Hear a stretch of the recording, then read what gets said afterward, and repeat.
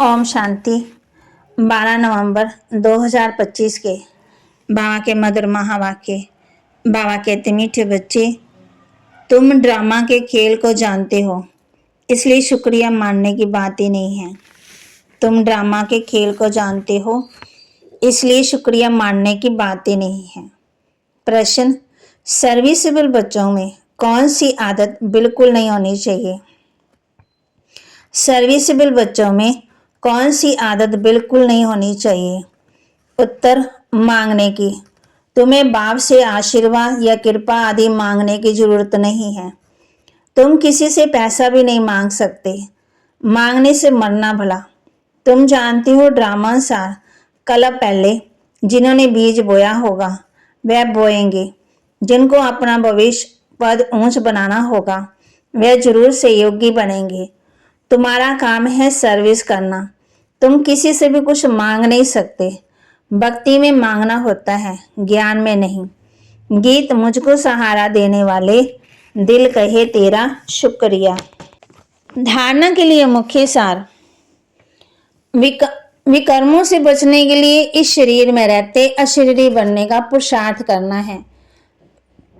विकर्मों से बचने के लिए इस शरीर में रहते अशरीरी बनने का पुरुषार्थ करना है। याद की यात्रा ऐसी हो जो शरीर की विस्मृति होती जाए। याद की यात्रा ऐसी हो जो शरीर की विस्मृति होती जाए। ज्ञान का मंथन कर आस्तिक बनना है। मुरली कभी भी मिस नहीं करनी है।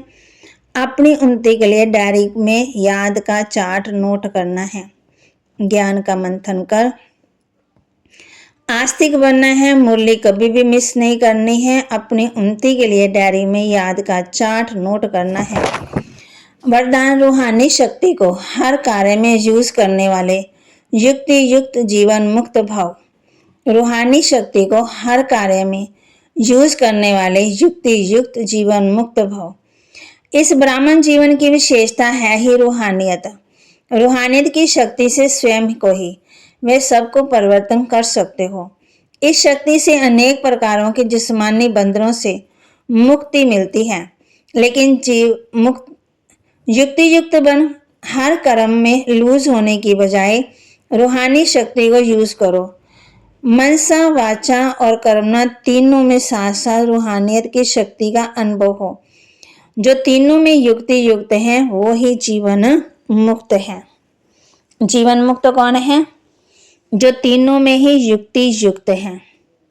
मनसा, वाचा और कर्मना तीनों साथ साथ रूहानियत की शक्ति का अनुभव हो।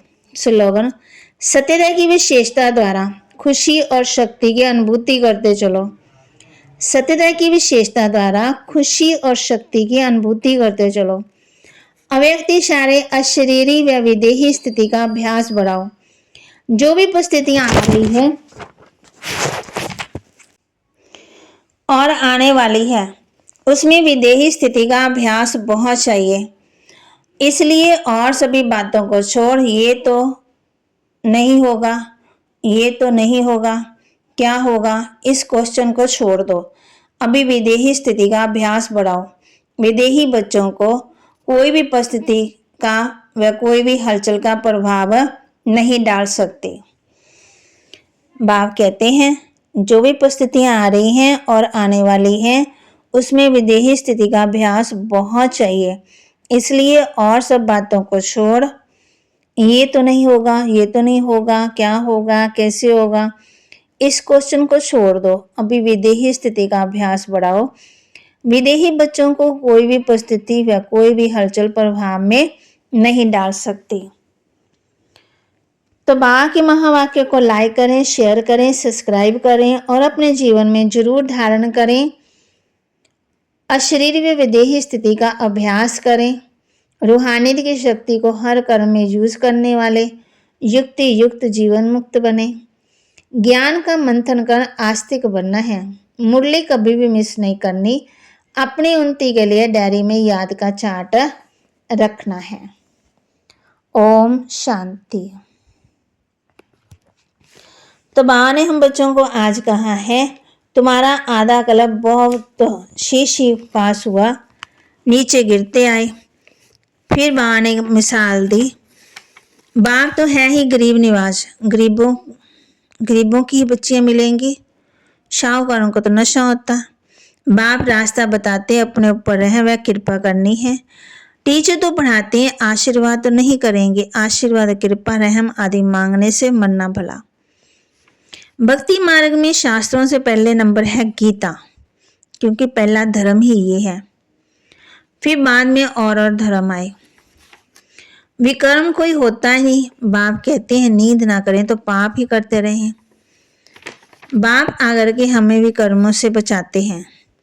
ड्रामा अक्षर भी तुम्हारे मुख से निकल सकता है, सो भी जो बच्चे सर्विस में तत्पर रहते, अब भी तुम जानते हो, अब बेहद का बाप धनी मिला है तो हम धन के हैं।